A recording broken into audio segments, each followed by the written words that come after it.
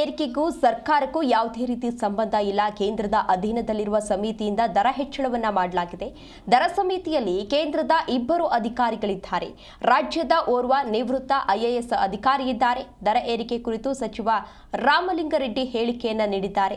Metro ಕೇಂದ್ರದ urban development ವ್ಯಾಪ್ತಿಯಲ್ಲಿ ದರ ಏರಿಕೆ ವಿಚಾರ ಕೇಂದ್ರದ ಸಮಿತಿಯದ್ದೇ ಅಂತಿಮವಾಗಿದೆ ಅಂತ ಹೇಳಿ ಸಚಿವ ರಾಮಲಿಂಗಾರೆಡ್ಡಿ ಹೇಳಿಕೆಯನ್ನ ನೀಡಿದ್ದಾರೆ.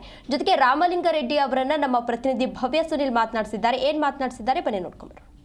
ನಮ್ಮ ಮೆಟ್ರೋ ದರ ಏರಿಕೆ ಬಗ್ಗೆ ಬಹಳಷ್ಟು ಚರ್ಚೆಗಳು ಕೂಡ ವ್ಯಕ್ತವಾಗಿತ್ತು. ಕೇಂದ್ರ ಸರ್ಕಾರದ ನಾಯಕರುಗಳು ರಾಜ್ಯ ಸರ್ಕಾರದ ಮೇಲೆ ಹಾಕುವಂಥದ್ದು. ಈ ರೀತಿಯಾದಂತಹ ನಡುವೆ ಸದ್ಯ BMRCL ಕೂಡ 5% ಏರಿಕೆಯನ್ನು ವಾಪಸ್ ತೆಗೆದುಕೊಂಡಿರುವಂಥದ್ದು. ನಮ್ಮ ಜೊತೆ ಮಾತಾಡೋದಕ್ಕೆ ಸ್ವತಃ ಸಾರಿಗೆ ಇಲಾಖೆಯ ಸಚಿವರಾದಂತಹ ರಾಮಲಿಂಗಾರೆಡ್ಡಿ ಸರ್ ಇದ್ದಾರೆ. ಬನ್ನಿ ಅವ್ರ ಜೊತೆ ಮಾತಾಡುವ. ಸರ್, ಈಗಾಗಲೇ ಮೆಟ್ರೋ ಅನ್ನೋದು ಸಿಲಿಕಾನ್ ಸಿಟಿಯಲ್ಲಿ ಒಂದು ನಾಡಿನ ಮಿಡಿತ ಅಂತಲೇ ಹೇಳ್ಬೋದು. ಯಾಕಂದರೆ ಎಲ್ಲರೂ ಕೂಡ BMTCಗೆ ಎಷ್ಟು ಅವಲಂಬಿತರಾಗಿದ್ದಾರೆ ಅಷ್ಟೇ ಮೆಟ್ರೋಗೆ ಕೂಡ ಅವಲಂಬಿತರಾಗಿರುವಂಥದ್ದು. ಸದ್ಯದ ಸ್ಥಿತಿ ನೋಡುವಾಗ ನಿಮ್ಗೆ ಏನು ಅನಿಸುತ್ತೆ ಸರ್? ಈಗ ಬೆಂಗಳೂರಲ್ಲಿ BMTC ಪ್ರತಿದಿನ 45 ಲಕ್ಷಕ್ಕಿಂತಲೂ ಹೆಚ್ಚು ಜನ ಓಡಾಡ್ತಾರೆ. ಮತ್ತು ಮೆಟ್ರೋ ತಂದ ಉದ್ದೇಶ ನಮ್ಮ ಬೆಂಗಳೂರು ಅಂತಲ್ಲ, ಎಲ್ಲ ಕಡೆ ಕೂಡ ಟ್ರಾಫಿಕ್ಕು ಕಡಿಮೆ ಆಗುತ್ತೆ ಅನ್ನೋ ಉದ್ದೇಶದಿಂದ ಮೆಟ್ರೋ ಪ್ರಾರಂಭ ಮಾಡ್ತಾರೆ. ಆಮೇಲೆ ಹಿಂದೆ ಮನಮೋಹನ್ ಸಿಂಗ್ ಅವರಿದ್ದಾಗ ಮೆಟ್ರೋ ಗುದ್ಲಿ ಪೂಜೆ ಆಯಿತು ಇಲ್ಲಿ MG ರೋಡಲ್ಲಿ. ಆಗ ನಾನು ಉಸ್ತುವಾರಿ ಸಚಿವನಾಗಿದ್ದೆ, ಧರ್ಮ್ ಸಿಂಗ್ ಅವರು ಮುಖ್ಯಮಂತ್ರಿಗಳಾಗಿದ್ದರು. ಈಗ 3-4 ಲೈನೆಲ್ಲ ಆಗೋಗಿದೆ. ಇನ್ನೂ ಒಂದು 2-3 ಲೈನು ಕೆಲಸ ಪ್ರಾರಂಭ ಆಗ್ತಾಯಿದೆ. ಆಮೇಲೆ ನಮ್ಮ ದೇಶದಲ್ಲಿ ಅನೇಕ ನಗರಗಳಲ್ಲಿ ಮೆಟ್ರೋ ಇದೆ. ಎಲ್ಲ ಮೆಟ್ರೋಗಳು ಕೂಡ ಕೇಂದ್ರ ಸರ್ಕಾರದ ಅರ್ಬನ್ ಡೆವಲಪ್ಮೆಂಟು ಇಲಾಖೆ ವ್ಯಾಪ್ತಿಗೆ ಬರುತ್ತೆ. ಎಲ್ಲ ಮೆಟ್ರೋಗಳಿಗೂ ಕೂಡ ಅಧ್ಯಕ್ಷರು ಅರ್ಬನ್ ಡೆವಲಪ್ಮೆಂಟ್ ಪ್ರಿನ್ಸಿಪಲ್ ಸೆಕ್ರೆಟರಿ, ಕೇಂದ್ರದ ಪ್ರಿನ್ಸಿಪಲ್ ಸೆಕ್ರೆಟರಿ. ಎಲ್ಲ ಮೆಟ್ರೋಗಳು ಕೂಡ ಅಧ್ಯಕ್ಷರು ಅವರು. ಅಲ್ಲಿ ಒಂದು ಮಂಡಳಿ ಕೂಡ ಇರುತ್ತೆ. ಆಮೇಲೆ ನಮ್ಮ ಬೆಂಗಳೂರು ಮೆಟ್ರೋ, ಈಗ ಮೆಟ್ರೋ ಫೇರ್ ಫಿಕ್ಸೇಷನ್ ಕಮಿಟಿ ಅಂತ ಒಂದಿರುತ್ತೆ. ಈ ಕಾಲಕ್ಕೆ ಈಗ ವಿದ್ಯುತ್ ದರ, ನೀರಿನ ದರ, ಬಸ್ಸಿನ ದರ ಎಲ್ಲ ಏರಿಸ್ತೀವಲ್ಲ, ಆ ಥರ ಒಂದು ಫೇರ್ ಫಿಕ್ಸೇಷನ್ ಕಮಿಟಿಯನ್ನು ಮಾಡಿದ್ದಾರೆ. ಅದೇ ರೀತಿ ದೇಶದ ಎಲ್ಲೆಲ್ಲಿ ಮೆಟ್ರೋ ಇದೆಯೋ ಅಲ್ಲೆಲ್ಲ ಕೂಡ ಫೇರ್ ಫಿಕ್ಸೇಷನ್ ಕಮಿಟಿ ಮಾಡ್ತಾರೆ.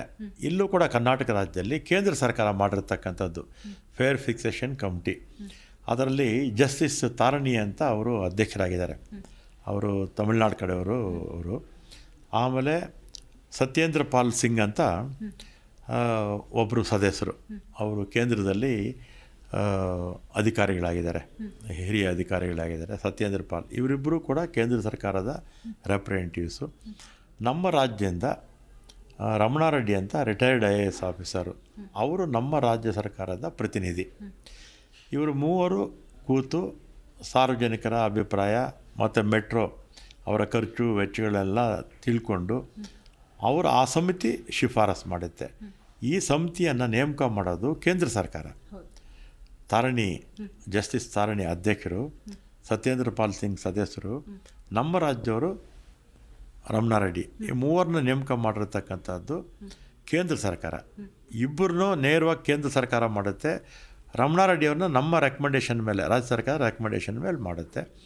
ಈಗ ಇಲ್ಲಿ ಏನೇ ಖರ್ಚು ವೆಚ್ಚ ಮತ್ತು ಇನ್ನು ಉಳಿದಿರ್ತಕ್ಕಂಥ ಅವರ ಆಗು ಹೋಗುಗಳನ್ನೆಲ್ಲ ತಿಳ್ಕೊಂಡು ಎಷ್ಟು ದರ ನಿಗದಿ ಮಾಡಬೇಕು ಅಂತ ತೀರ್ಮಾನ ಮಾಡೋದು ಈ ಕಮಿಟಿ ತೀರ್ಮಾನ ಮಾಡುತ್ತೆ. ತೀರ್ಮಾನ ಮಾಡಿ ಇದನ್ನು ಕೇಂದ್ರ ಸರ್ಕಾರಕ್ಕೆ ಕಳಿಸ್ತಾರೆ. ಅಲ್ಲಿ UD ಸೆಕ್ರೆಟ್ರಿ, ಪ್ರಿನ್ಸಿಪಲ್ ಸೆಕ್ರೆಟ್ರಿ ಇದ್ದಾರಲ್ಲ, ಮತ್ತು ಬೋರ್ಡ್ ಇರುತ್ತಲ್ಲ, ಆ ಬೋರ್ಡು ತೀರ್ಮಾನ ಮಾಡ್ತಾರೆ ಎಷ್ಟು % ಮಾಡಬೇಕು ಅಂತ. 5 ಮಾಡಬೇಕಾ ಅಥವಾ ಮಾಡಲೇಬಾರ್ದಾ ಅಥವಾ ಇನ್ನೆಷ್ಟು ಮಾಡಬೇಕು ಅಂತ ಆ ಬೋರ್ಡ್ ತೀರ್ಮಾನ ಮಾಡ್ತಾರೆ. ಇದು ನಮ್ಮ ಮೆಟ್ರೋ ಅಂತಲ್ಲ, ಕರ್ನಾಟಕದಲ್ಲಿ ದೇಶದಲ್ಲಿರ್ತಕ್ಕಂಥ ಎಲ್ಲ ಮೆಟ್ರೋಗಳು ಕೂಡ ದರ ಏರಿಕೆ ಬಗ್ಗೆ ಇರ್ತಕ್ಕಂಥ ಒಂದು ಸಿಸ್ಟಮ್ ಇದು. ಇದೇನಾಗುತ್ತೆ, BJP ಅವರು ಸಾಧನೆ ಮೆಟ್ರೋ ಬಗ್ಗೆ ಅವ್ರದ್ದು ಏನೇನೂ ಇಲ್ಲ. ಪ್ರಾರಂಭ ಮಾಡಿದ್ದೇ ಹಿಂದೆ ಮನಮೋಹನ್ ಸಿಂಗ್ ಅವರಿದ್ದಾಗ. ಕಾಲಕ್ಕೆ ಅದು ನಡ್ಕೊಂಡು ಹೋಗ್ತಾ ಇದೆ. ಮತ್ತು ಕೇಂದ್ರ ಸರ್ಕಾರದ ಕಾಂಟ್ರಿಬ್ಯೂಷನ್ನು ಕೂಡ 15-20% ಅಷ್ಟೇ ಮೆಟ್ರೋಗೆ. ಏನು 4-5 ಲೈನ್ ಬರುತ್ತಲ್ಲ, ಕೆಲವುದರಲ್ಲಿ 15% ಇದೆ, ಕೆಲವರಲ್ಲಿ 20 ಇದೆ. ರಾಜ್ಯ ಸರ್ಕಾರದ್ದು 25% ಹಿಡಿದು 30%ವರೆಗೂ ಇದೆ. ಉಳಿದಿರ್ತಕ್ಕಂಥ 50% ಮೆಟ್ರೋ ಕಂಪ್ನಿಯವರು ಸಾಲ ತಗೊಳ್ತಾರೆ. ಕೇಂದ್ರ ಸರ್ಕಾರದ್ದು 15ರಿಂದ 20% ಅಷ್ಟೇ, ಅದಕ್ಕೆ ಮೇಲಿಲ್ಲ. ಒಂದೊಂದು ಲೈನಲ್ಲೂ ಒಂದೊಂದು ಥರ ಇರುತ್ತೆ ಅಷ್ಟೇ. ಆದರೆ ಬಿ ಜೆ ಪಿಯವರು ಏನಾಗಿದೆ, ಕೆಲವರು ಈ ಬೆಂಗಳೂರಿನಲ್ಲಿ ರೆಪ್ರೆಸೆಂಟ್ ಮಾಡ್ತಕ್ಕಂಥ ಸಂಸದರು ಮತ್ತು ಬಿ ಜೆ ಪಿ ಪಕ್ಷದವರು, ಬಿ ಜೆ ಪಿ ಮುಖಂಡರುಗಳೆಲ್ಲ ಇದ್ದಾರಲ್ಲ, ಅವರೆಲ್ಲ ಏನಾಗುತ್ತೆ, ಇದನ್ನು ರಾಜ್ಯ ಸರ್ಕಾರ ಏರಿಸ್ಬಿಟ್ರು ಅಂತ ಹೇಳ್ತಾರೆ. ಮೆಟ್ರೋ ಇರೋದು ಕೇಂದ್ರ ಸರ್ಕಾರದ ಅಧೀನಲ್ಲಿ. ಕೇಂದ್ರದ ಪ್ರಿನ್ಸಿಪಲ್ ಸೆಕ್ರೆಟರಿ ಅರ್ಬನ್ ಡೆವಲಪ್ಮೆಂಟು ಅದರ ಅಧ್ಯಕ್ಷರು, ಇಲ್ಲಿರ್ತಕ್ಕಂಥ ಫೇರ್ ಫಿಕ್ಸೇಷನ್ ಕಮಿಟಿ ಅಧ್ಯಕ್ಷರು ಕೇಂದ್ರ ಸರ್ಕಾರ ನೇಮಕ ಮಾಡಿರೋದು, ಸತ್ಯೇಂದ್ರ ಪಾಲ್ ಸಿಂಗು ಕೇಂದ್ರ ಸರ್ಕಾರ ನೇಮಕ ಮಾಡಿರೋದು, ನಮ್ಮ ರೆಕಮೆಂಡೇಷನಿಂದ ಆಗಿರ್ತಕ್ಕಂಥದ್ದು ರಮಣಾರೆಡ್ಡಿ ಒಬ್ಬರೇ. ಅವ್ರು ತೀರ್ಮಾನ ತಗೊಂಡಿದ್ದಾರೆ. ಇದು ರಾಜ್ಯ ಸರ್ಕಾರದಲ್ಲಿ ಇದರ ಯಾವ ಪಾತ್ರನೂ ಕೂಡ ಇಲ್ಲ. ಎಸ್, ನೋಡಿದ್ರಲ್ಲ ವೀಕ್ಷಕರೇ, ಸಾರಿಗೆ ಸಚಿವ ರಾಮಲಿಂಗಾರೆಡ್ಡಿ ಅವರು ಜಿ ಕನ್ನಡ ಜೊತೆ ಬಹಳಷ್ಟು ವಿಚಾರಗಳನ್ನು ಹೇಳಿದ್ರು.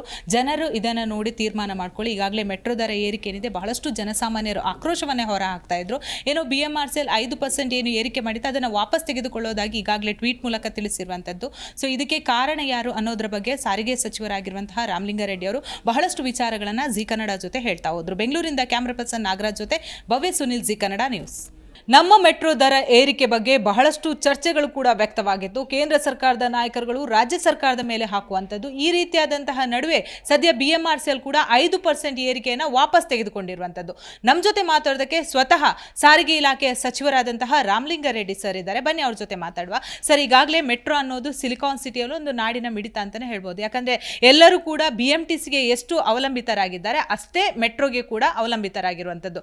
ಸದ್ಯದ ಸ್ಥಿತಿ ನೋಡುವಾಗ ನಿಮ್ಗೆ ಏನು ಅನಿಸುತ್ತೆ ಸರ್?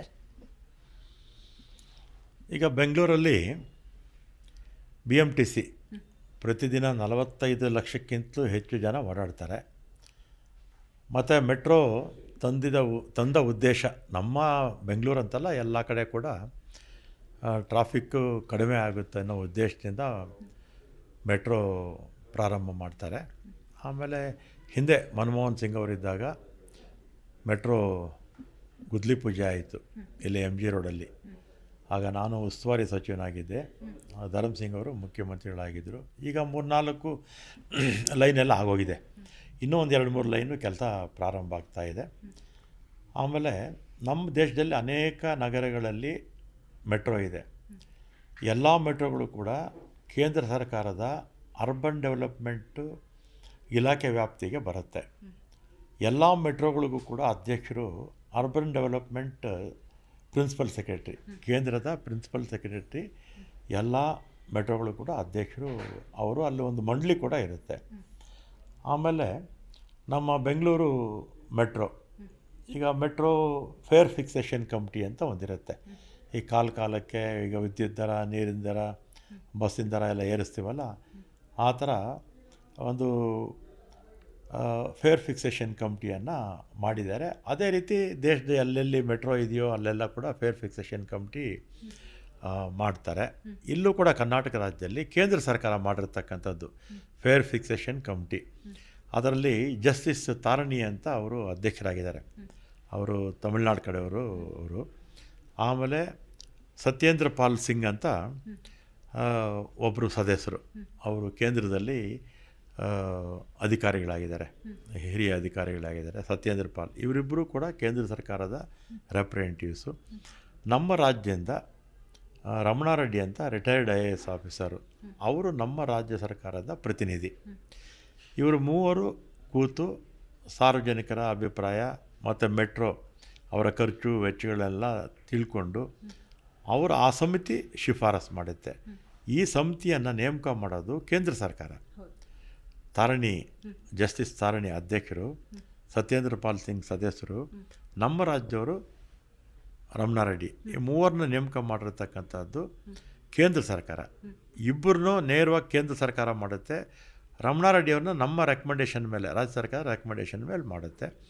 ಈಗ ಇಲ್ಲಿ ಏನೇ ಖರ್ಚು ವೆಚ್ಚ ಮತ್ತು ಇನ್ನು ಉಳಿದಿರ್ತಕ್ಕಂಥ ಅವರ ಆಗು ಹೋಗುಗಳನ್ನೆಲ್ಲ ತಿಳ್ಕೊಂಡು ಎಷ್ಟು ದರ ನಿಗದಿ ಮಾಡಬೇಕು ಅಂತ ತೀರ್ಮಾನ ಮಾಡೋದು ಈ ಕಮಿಟಿ ತೀರ್ಮಾನ ಮಾಡುತ್ತೆ. ತೀರ್ಮಾನ ಮಾಡಿ ಇದನ್ನು ಕೇಂದ್ರ ಸರ್ಕಾರಕ್ಕೆ ಕಳಿಸ್ತಾರೆ. ಅಲ್ಲಿ UD ಸೆಕ್ರೆಟ್ರಿ, ಪ್ರಿನ್ಸಿಪಲ್ ಸೆಕ್ರೆಟ್ರಿ ಇದ್ದಾರಲ್ಲ, ಮತ್ತು ಬೋರ್ಡ್ ಇರುತ್ತಲ್ಲ, ಆ ಬೋರ್ಡು ತೀರ್ಮಾನ ಮಾಡ್ತಾರೆ ಎಷ್ಟು % ಮಾಡಬೇಕು ಅಂತ. 5 ಮಾಡಬೇಕಾ ಅಥವಾ ಮಾಡಲೇಬಾರ್ದಾ ಅಥವಾ ಇನ್ನೆಷ್ಟು ಮಾಡಬೇಕು ಅಂತ ಆ ಬೋರ್ಡ್ ತೀರ್ಮಾನ ಮಾಡ್ತಾರೆ. ಇದು ನಮ್ಮ ಮೆಟ್ರೋ ಅಂತಲ್ಲ, ಕರ್ನಾಟಕದಲ್ಲಿ ದೇಶದಲ್ಲಿರ್ತಕ್ಕಂಥ ಎಲ್ಲ ಮೆಟ್ರೋಗಳು ಕೂಡ ದರ ಏರಿಕೆ ಬಗ್ಗೆ ಇರ್ತಕ್ಕಂಥ ಒಂದು ಸಿಸ್ಟಮ್ ಇದು. ಇದೇನಾಗುತ್ತೆ, ಬಿ ಜೆ ಪಿಯವರು ಅವರು ಸಾಧನೆ ಮೆಟ್ರೋ ಬಗ್ಗೆ ಅವ್ರದ್ದು ಏನೇನೂ ಇಲ್ಲ. ಪ್ರಾರಂಭ ಮಾಡಿದ್ದೇ ಹಿಂದೆ ಮನಮೋಹನ್ ಸಿಂಗ್ ಅವರಿದ್ದಾಗ, ಕಾಲಕ್ಕೆ ಅದು ನಡ್ಕೊಂಡು ಹೋಗ್ತಾ ಇದೆ. ಮತ್ತು ಕೇಂದ್ರ ಸರ್ಕಾರದ ಕಾಂಟ್ರಿಬ್ಯೂಷನ್ನು ಕೂಡ 15-20% ಅಷ್ಟೇ ಮೆಟ್ರೋಗೆ. ಏನು 4-5 ಲೈನ್ ಬರುತ್ತಲ್ಲ, ಕೆಲವುದರಲ್ಲಿ 15% ಇದೆ, ಕೆಲವರಲ್ಲಿ 20 ಇದೆ. ರಾಜ್ಯ ಸರ್ಕಾರದ್ದು 25% ಹಿಡಿದು 30%ವರೆಗೂ ಇದೆ. ಉಳಿದಿರ್ತಕ್ಕಂಥ 50% ಮೆಟ್ರೋ ಕಂಪ್ನಿಯವರು ಸಾಲ ತಗೊಳ್ತಾರೆ. ಕೇಂದ್ರ ಸರ್ಕಾರದ್ದು 15-20% ಅಷ್ಟೇ, ಅದಕ್ಕೆ ಮೇಲಿಲ್ಲ. ಒಂದೊಂದು ಲೈನಲ್ಲೂ ಒಂದೊಂದು ಥರ ಇರುತ್ತೆ ಅಷ್ಟೇ. ಆದರೆ ಬಿ ಜೆ ಪಿಯವರು ಏನಾಗಿದೆ, ಕೆಲವರು ಈ ಬೆಂಗಳೂರಿನಲ್ಲಿ ರೆಪ್ರೆಸೆಂಟ್ ಮಾಡ್ತಕ್ಕಂಥ ಸಂಸದರು ಮತ್ತು ಬಿ ಜೆ ಪಿ ಪಕ್ಷದವರು, ಬಿ ಜೆ ಪಿ ಮುಖಂಡರುಗಳೆಲ್ಲ ಇದ್ದಾರಲ್ಲ, ಅವರೆಲ್ಲ ಏನಾಗುತ್ತೆ, ಇದನ್ನು ರಾಜ್ಯ ಸರ್ಕಾರ ಏರಿಸ್ಬಿಟ್ರು ಅಂತ ಹೇಳ್ತಾರೆ. ಮೆಟ್ರೋ ಇರೋದು ಕೇಂದ್ರ ಸರ್ಕಾರದ ಅಧೀನಲ್ಲಿ. ಕೇಂದ್ರದ ಪ್ರಿನ್ಸಿಪಲ್ ಸೆಕ್ರೆಟರಿ ಅರ್ಬನ್ ಡೆವಲಪ್ಮೆಂಟು ಅದರ ಅಧ್ಯಕ್ಷರು. ಇಲ್ಲಿರ್ತಕ್ಕಂಥ ಫೇರ್ ಫಿಕ್ಸೇಷನ್ ಕಮಿಟಿ ಅಧ್ಯಕ್ಷರು ಕೇಂದ್ರ ಸರ್ಕಾರ ನೇಮಕ ಮಾಡಿರೋದು. ಸತ್ಯೇಂದ್ರ ಪಾಲ್ ಸಿಂಗು ಕೇಂದ್ರ ಸರ್ಕಾರ ನೇಮಕ ಮಾಡಿರೋದು. ನಮ್ಮ ರೆಕಮೆಂಡೇಷನಿಂದ ಆಗಿರ್ತಕ್ಕಂಥದ್ದು ರಮಣಾರೆಡ್ಡಿ ಒಬ್ಬರೇ. ಅವ್ರು ತೀರ್ಮಾನ ತಗೊಂಡಿದ್ದಾರೆ. ಇದು ರಾಜ್ಯ ಸರ್ಕಾರದಲ್ಲಿ ಇದರ ಯಾವ ಪಾತ್ರನೂ ಕೂಡ ಇಲ್ಲ. ಕೇಂದ್ರ ಸರ್ಕಾರ ಎಲ್ಲ ಅಧಿಕಾರ ಅವರೇ ಇಟ್ಕೊಂಡು ನಮ್ಮ ಮೇಲೆ ತಪ್ಪು ಅಭಿಪ್ರಾಯ ಬರೋ ರೀತಿ ಬಿ ಜೆ ಪಿ ಪಕ್ಷದವ್ರು ಮಾಡ್ತಾಯಿದ್ದಾರೆ. ಇನ್ನೂ ಒಂದು ಹೆಜ್ಜೆ ಮುಂದೆ ಹೋಗಿ ಹೇಳ್ತೀನಿ. ಕರ್ನಾಟಕದಿಂದ 4.5 ಲಕ್ಷ ಕೋಟಿ GST ಮತ್ತು ಬೇರೆ ಬೇರೆ ಟ್ಯಾಕ್ಸ್ಗಳು ಎಲ್ಲ ಸೇರಿ ಕೇಂದ್ರಕ್ಕೆ ಹೋಗುತ್ತೆ. ಅದರಲ್ಲಿ ಬೆಂಗಳೂರು ನಗರ ಒಂದರಿಂದನೇ ಸುಮಾರು 3 ಲಕ್ಷ ಕೋಟಿಗಿಂತಲೂ ಹೆಚ್ಚು ಬೆಂಗಳೂರು ನಗರದಿಂದನೇ ಹೋಗುತ್ತೆ. 4.5 ಲಕ್ಷ ಕೋಟಿನಲ್ಲಿ 3 ಲಕ್ಷಕ್ಕಿಂತಲೂ ಹೆಚ್ಚು ಕೋಟಿ ಬೆಂಗಳೂರಿಂದನೇ ಹೋಗುತ್ತೆ. ಕೇಂದ್ರ ಸರ್ಕಾರ ಸ್ವಲ್ಪ ಸಬ್ಸಿಡಿ ಕೊಡಲಿ. ನಾವು ಇಷ್ಟೆಲ್ಲ ಟ್ಯಾಕ್ಸ್ ಕಟ್ತೀವಲ್ಲ ಬೆಂಗಳೂರು ಜನತೆ, ಸಬ್ಸಿಡಿ ಕೊಡ್ಬೋದಲ್ಲ ಅವರು. ಸಬ್ಸಿಡಿ ಕೊಟ್ಟು ಪ್ರಯಾಣಿಕರಿಗೆ ದರ ಕಡಿಮೆ ಮಾಡ್ಬೋದಲ್ಲ. ಇದನ್ನೂ ಕೇಳೋದಿಲ್ಲ. ಲೋಕಸಭಾ ಸದಸ್ಯರು ಯಾರು ಬೆಂಗಳೂರು ರೆಪ್ರೆಸೆಂಟ್ ಮಾಡ್ತಾರೆ, ಇದನ್ನು ಪಾರ್ಲಿಮೆಂಟಲ್ಲೂ ಕೇಳಲ್ಲ. ಪಾರ್ಲಿಮೆಂಟಲ್ಲಿ ಕೇಳಿ ಬೆಂಗಳೂರು ಜನತೆಗೆ ಜನತೆ ಇಷ್ಟು ಟ್ಯಾಕ್ಸ್ ಕಟ್ತಾ ಇದ್ದಾರೆ, ಮೆಟ್ರೋಗೆ ಸ್ವಲ್ಪ ಅನುದಾನ ಹೆಚ್ಚು ಕೊಡಿ, ಅಥವಾ ಮೆಟ್ರೋಗೆ ಕನ್ಸೆಷನ್ನು ಇದು ಯಾವುದು ಸಬ್ಸಿಡಿ ಕೊಡಿ ಅಂತಲೂ ಕೇಳೋದಿಲ್ಲ. ಮತ್ತು 4.5 ಲಕ್ಷ ಕೋಟಿನಲ್ಲಿ ನಮ್ಗೆ ಕೊಡೋದು 13%. ಅದನ್ನೇ ಇವರು ಸಮರ್ಥನೆ ಕೂಡ ಮಾಡ್ಕೊಳ್ತಾರೆ, ಬಿ ಜೆ ಪಿಯವರು ಮತ್ತು ಸಂಸತ್ ಸದಸ್ಯರು. ಇದರಿಂದ ಸುಮ್ಮನೆ ಇವರು ರಾಜಕಾರಣಕ್ಕೋಸ್ಕರ ರಾಜಕೀಯ ಮಾಡ್ತಾಯಿದ್ದಾರೆ. ಇದು ಇದನ್ನು ನಾನು ಇಷ್ಟೆಲ್ಲ ಹೇಳಿದ್ದೀನಲ್ಲ, ಇದನ್ನು ಜನ ತೀರ್ಮಾನ ಮಾಡಲಿ. ಸರ್, ಈಗ ಮತ್ತೊಂದು ಕಡೆ 5 ಗ್ಯಾರಂಟಿ ಏನು ಯೋಜನೆಯನ್ನು ರಾಜ್ಯ ಸರ್ಕಾರ ಕೊಟ್ಟಿದೆ, ಆ ಖರ್ಚುಗಳನ್ನು ಸರಿದೂಗಿಸೋಕ್ಕೋಸ್ಕರ ಈ ರೀತಿ ಮಾಡ್ತಾ ಇದ್ದಾರೆ ಅಂತ ಬೇರೆ ಟ್ವೀಟ್ ಮಾಡ್ತಾರೆ. ಸೊ ಇದು ನಿಜನಾ ಸರ್? ಯಾಕಂದರೆ ನಿಮ್ಮ ಅಂಡರಲ್ಲಿ ಕೂಡ ಈಗ ನೀವು ಮಹಿಳೆಯರು ಉಚಿತ ಬಸ್ಸಲ್ಲಿ ಓಡಾಟ ಮಾಡ್ತಾ ಇದ್ದಾರೆ, ಎಲ್ಲರೂ ಕೂಡ ಹೊಗಳ್ತಾರೆ. ಬಟ್ ಇವ್ರು ನೋಡಿದ್ರೆ ಅದಕ್ಕೆ ಟೀಕೆ ಮಾಡ್ತಾ ಇದ್ದಾರೆ. ಅವರು ಬಿ ಜೆ ಪಿಯವರು ನಮ್ಮ 5 ಕಾರ್ಯಕ್ರಮಗಳು ಮಹಿಳೆಯರಿಗೆ ನೇರವಾಗಿ ಸಂಬಂಧಪಟ್ಟಿದ್ದು. 4 ಮಹಿಳಾ ವಿರೋಧಿಗಳಿವರು ಬಿ ಜೆ ಪಿಯವರು. ಆಮೇಲೆ ಈ ಗ್ಯಾರಂಟಿಗಳು ಕೊಟ್ಬಿಟ್ಟು ನಷ್ಟ ಆಗೋಯ್ತು, ಸರಿದೂಗಿಸೋದಕ್ಕೆ ಬೆಲೆ ಏರಿಕೆ ಮಾಡ್ತಾರೆ ಅಂತಾರೆ. ಬೆಲೆ ಏರಿಕೆ ಮಾಡಿರ್ತಕ್ಕಂಥದ್ದೇ ಕೇಂದ್ರ ಸರ್ಕಾರದ ಸಮಿತಿ, ಅವ್ರು ನೇಮಕ ಮಾಡಿರ್ತಕ್ಕಂಥ ಸಮಿತಿ. ಆಮೇಲೆ ಬಿ ಜೆ ಪಿಯವರು ಕೇಂದ್ರ ಸರ್ಕಾರದಲ್ಲಿ 11.5 ವರ್ಷದಿಂದ ಅಧಿಕಾರದಲ್ಲಿದ್ದಾರೆ. ಬಿ ಜೆ ಪಿ ಸರ್ಕಾರ ಅಧಿಕಾರಕ್ಕೆ ಬರೋಕ್ಕೆ ಮುಂಚೆ ನಮ್ಮ ದೇಶದಲ್ಲಿ 52 ಲಕ್ಷ ಕೋಟಿ ನಮ್ಮ ದೇಶದ ಸಾಲ ಇತ್ತು. ಒಟ್ಟು 67 ವರ್ಷದಲ್ಲಿ 52 ಲಕ್ಷ ಕೋಟಿ ಸಾಲ ಮಾಡಿದರು ಎಲ್ಲ ಪ್ರಧಾನಮಂತ್ರಿಗಳು. ಈಗ ನರೇಂದ್ರ ಮೋದಿಯವರ ಸರ್ಕಾರ 11.5 ವರ್ಷದಲ್ಲಿ ನಮ್ಮ ದೇಶದ ಸಾಲ 217 ಲಕ್ಷ ಕೋಟಿ ಆಗಿದೆ. 217 ಲಕ್ಷ ಕೋಟಿ ಆಗಿದೆ. ಅಂದರೆ 165 ಲಕ್ಷ ಕೋಟಿ ಹೊಸ ಸಾಲವನ್ನು ಬಿ ಜೆ ಪಿ ಸರ್ಕಾರ ಮಾಡಿದೆ. ಎಲ್ಲರ ತಲೆ ಮೇಲೂ 2 ಲಕ್ಷ 3 ಲಕ್ಷ ಸಾಲವನ್ನು ಹೊರಿಸಿರ್ತಕ್ಕಂಥದ್ದೇ ಕೇಂದ್ರ ಸರ್ಕಾರ. ಪಾಪರಾಗಿರ್ತಕ್ಕಂಥದ್ದು ರಾಜ್ಯ ಸರ್ಕಾರ ಅಲ್ಲ, ಕೇಂದ್ರ ಸರ್ಕಾರ.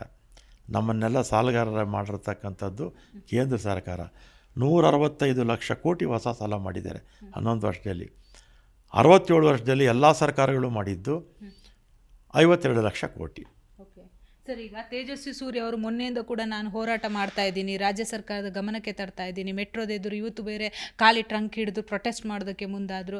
ಯಾಕೆ ಇವರು ಜನರನ್ನು ದಾರಿ ತಪ್ಪಿಸುವ ಕೆಲಸವನ್ನು ಮಾಡ್ತಾ ಇದ್ದಾರೆ? ಯಾಕಂದರೆ ಯೂತ್ಸ್ ಅವರನ್ನು ನೋಡಿ ಕಲಿಬೇಕಾಗಿರೋದು ಬಹಳಷ್ಟು ಇರುವಂಥದ್ದು. ಬಟ್ ಎಲ್ಲೋ ಒಂದು ಕಡೆ ದಾರಿ ತಪ್ಪಿಸ್ತಾ ಇದ್ದಾರೆ ಅಂತ ನಿಮಗೆ ಹಿರಿಯರಾಗಿ ಅನಿಸುತ್ತಾ?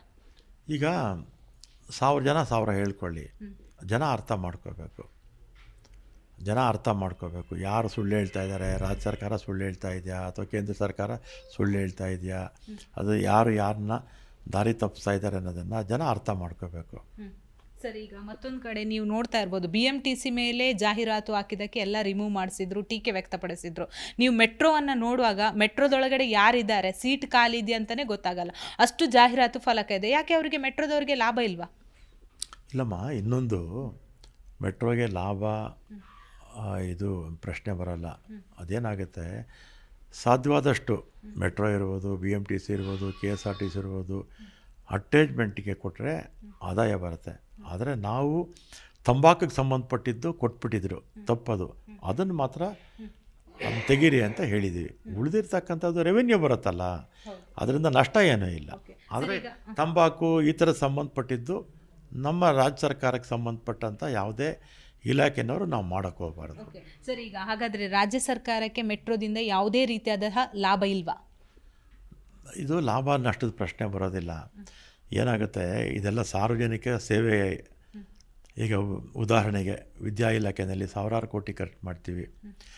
ನೇರವಾಗಿ ನಮಗೆ ಲಾಭ ಅಂದರೆ ಏನು ಲಾಭ ಆಗುತ್ತೆ ಗೊತ್ತಾ? ಎಲ್ಲರೂ ವಿದ್ಯಾವಂತರಾಗ್ತಾರೆ, ಬುದ್ಧಿವಂತರಾಗ್ತಾರೆ. ಆರೋಗ್ಯ ಇಲಾಖೆಯಿಂದ ಸಾವಿರಾರು ಕೋಟಿ ಖರ್ಚು ಮಾಡ್ತೀವಿ. ಯಾಕೆ? ಜನಕ್ಕೆ ಆರೋಗ್ಯ ಸಿಗಲಿ ಅಂತ ಎಲ್ಲರೂ ಚೆನ್ನಾಗಿ ಆರೋಗ್ಯವಾಗಿರಲಿ ಅಂತ. ಈಗ ವ್ಯವಸಾಯ ಕ್ಷೇತ್ರದಲ್ಲಿ ಸಾವಿರಾರು ಕೋಟಿ ನಾವು ಸಬ್ಸಿಡಿ ಕೊಡ್ತೀವಿ. ಕಾರಣ ಏನು ಅಂದರೆ, ಸಬ್ಸಿಡಿ ಕೊಡೋದ್ರಿಂದ ನಮಗೆ ಕಮ್ಯಾಡಿಟೀಸ್ ಏನಿದೆ, ನಾವು ಬೆಳೆಯುವಂಥ ರೈತರು ಬೆಳೆಯುವಂಥದ್ದು ಕಡಿಮೆ ದರದಲ್ಲಿ ಸಿಗುತ್ತೆ. ಅದೇ ರೀತಿ ಪಬ್ಲಿಕ್ ಟ್ರಾನ್ಸ್ಪೋರ್ಟೇಷನ್ ಇದಕ್ಕೆಲ್ಲ ರಾಜ್ಯ ಸರ್ಕಾರ, ಕೇಂದ್ರ ಸರ್ಕಾರ ಬೆಂಬಲ ಕೊಡಲೇಬೇಕು. ಇವತ್ತು ಬೇರೆ ಸಭೆ ಇರುವಂಥದ್ದು, 5% ಹೆಚ್ಚಳ ಅಂತ ಹೇಳಿದರು. ಮುಂಬರುವಂತಹ ದಿನಗಳಲ್ಲಿ ಹೆಚ್ಚು ಮಾಡಿದ್ರು ಜನರಿಗೆ ಎಷ್ಟು ಹೊರೆ ಆಗ್ಬೋದು? ಈಗ ಅದಕ್ಕೆ ನಾನು ಹೇಳ್ತಿರೋದು, ಈಗ ನಮ್ಮ KSRTC BMTCನಲ್ಲಿ ನಮ್ಗೆ ನಷ್ಟ ಆಗುತ್ತೆ ಅಂತ ಗೊತ್ತು. 30% ಬಸ್ಸಸ್ಸು ಆದರೂ ನಾವು ಜನರ ದೃಷ್ಟಿಯಿಂದ, ನಾನು ಅಂದರೆ ನಮ್ಮ ಸರ್ಕಾರ ಅಂತಲ್ಲ, ಎಲ್ಲ ಸರ್ಕಾರಗಳು 30% ನಷ್ಟ ಆಗುತ್ತೆ ಅಂತ ಗೊತ್ತು. ಆದರೂ ಗ್ರಾಮಾಂತರ ಪ್ರದೇಶದಲ್ಲಿ ಜನಕ್ಕೆ ಅನುಕೂಲ ಆಗಲಿ ಅಂತ ನಾವು ಓಡಿಸ್ತೀವಿ. ಇನ್ನು 30% ನೋ ಪ್ರಾಫಿಟ್ ನೋ ಲಾಸ್ ಇದ್ದರೂ ಕೂಡ ಓಡಿಸ್ತೀವಿ. ಖಾಸಗಿಯವರು ನಷ್ಟ ಆದರೆ ಓಡಿಸ್ತಾರಾ? ಪ್ರಾಫಿಟ್ ಇಲ್ಲದೆ ಓಡಿಸ್ತಾರಾ? ಅದರಿಂದ ಮೆಟ್ರೋನೂ ಅಷ್ಟೇ, ಜನಕ್ಕೆ ಅನುಕೂಲ ಆಗಬೇಕು. ಅದರಿಂದ ನಷ್ಟ ಆದರೂ ಕೂಡ ಮೆಟ್ರೋ ಓಡಿಸ್ಲೇಬೇಕು. BMTCಗೆ ಹೇಗೆ ಸರ್, ಜನ ಬರ್ತಾ ಇದ್ದಾರಾ ಹೇಗೆ? ನಮ್ಮದು 40 ದಿನೇ ಜಾಸ್ತಿ ಆಗ್ತಾ ಇದೆ. ಈಗ 45 ಲಕ್ಷಕ್ಕಿಂತಲೂ ಹೆಚ್ಚು ಜನ ಪ್ರತಿದಿನ ಓಡಾಡ್ತಾರೆ. ನಿಗಮ ಹೇಗಿದೆ ಅಂದರೆ, ಈಗ ನಿಮಗೇನೆ ಗೊತ್ತು, ಒಂದು ವೇಳೆ ಓಡಾಟ ಮಾಡಿದ್ರೆ ಯಾವ ರೀತಿ ಸರಿದೂಗಿಸ್ತಾ ಇದ್ದೀರಾ? ಬಸ್ಸಸ್ಸು ನಾನು ಬಂದಮೇಲೆ 5800 ಬಸ್ ತೊಗೊಂಡ್ವಿ. ಮತ್ತು ಈ ವರ್ಷ ಕೂಡ 2000 ಬಸ್ ಬರುತ್ತೆ. ಅದರಿಂದ ಸ್ವಲ್ಪ ಪೀಕ್ ಅವರಲ್ಲಿ ಸ್ವಲ್ಪ ಒತ್ತಡ ಇರುತ್ತೆ. ಉಳಿದ ಸಮಯದಲ್ಲಿ ಏನು ಸಮಸ್ಯೆ ಇಲ್ಲ. ಮೆಟ್ರೋ ಸ್ಟೇಷನ್ಗಳಲ್ಲಿ ಕೂಡ ಎಕ್ಸ್ಟ್ರಾ ಬಸ್ಗಳನ್ನು ಬಿಟ್ಟಿದ್ದೀರಾ? ಮ್ಯಾಕ್ಸಿಮಮ್ ಹಾಕಿದ್ದೀವಿ. ಅವ್ರು ಎಲ್ಲೆಲ್ಲಿ ರಿಕ್ವೆಸ್ಟ್ ಬರುತ್ತೆ ಎಲ್ಲ ಕಡೆ ಕೂಡ ಹಾಕ್ತೀವಿ, ಅಲ್ಲೆಲ್ಲ ಫ್ರೀ. ಸರ್, ಕೊನೆಯದಾಗಿ ಮೆಟ್ರೋ ದರದ ಬಗ್ಗೆ ಜನರಿಗೆ ಬಹಳಷ್ಟು ಕನ್ಫ್ಯೂಷನ್ ಇರುವಂಥದ್ದು, ಏನು ಹೇಳೋಕ್ಕೆ ಇಷ್ಟಪಡ್ತೀರಾ? ಈಗ ನಾನು ಇಷ್ಟೊತ್ತು ಹೇಳಿದ್ದೀನಿ, ಇದಕ್ಕೆ ಕಾರಣ ಯಾರು ಅಂತ ಹೇಳಿದ್ದೀನಿ. ಜನ ಅರ್ಥ ಮಾಡ್ಕೊಳ್ಳಿ. ನಾವು ಮಿಸ್ಗೈಡ್ ಮಾಡ್ತೀವ, ಕಾಂಗ್ರೆಸ್ನವರು BJP ಅವರು ಮಿಸ್ಗೈಡ್ ಮಾಡ್ತಾ ಇದ್ದಾರೆ ಅನ್ನೋದನ್ನು ಜನ ತೀರ್ಮಾನ ಮಾಡಲಿ. ನೋಡಿದ್ರಲ್ಲ ವೀಕ್ಷಕರೇ, ಸಾರಿಗೆ ಸಚಿವ ರಾಮಲಿಂಗಾರೆಡ್ಡಿ ಅವರು ಜೀ ಕನ್ನಡ ಜೊತೆ ಬಹಳಷ್ಟು ವಿಚಾರಗಳನ್ನು ಹೇಳಿದ್ರು. ಜನರು ಇದನ್ನು ನೋಡಿ ತೀರ್ಮಾನ ಮಾಡ್ಕೊಳ್ಳಿ. ಈಗಾಗಲೇ ಮೆಟ್ರೋ ದರ ಏರಿಕೆ ಏನಿದೆ, ಬಹಳಷ್ಟು ಜನಸಾಮಾನ್ಯರು ಆಕ್ರೋಶವನ್ನೇ ಹೊರ ಹಾಕ್ತಾ ಇದ್ರು.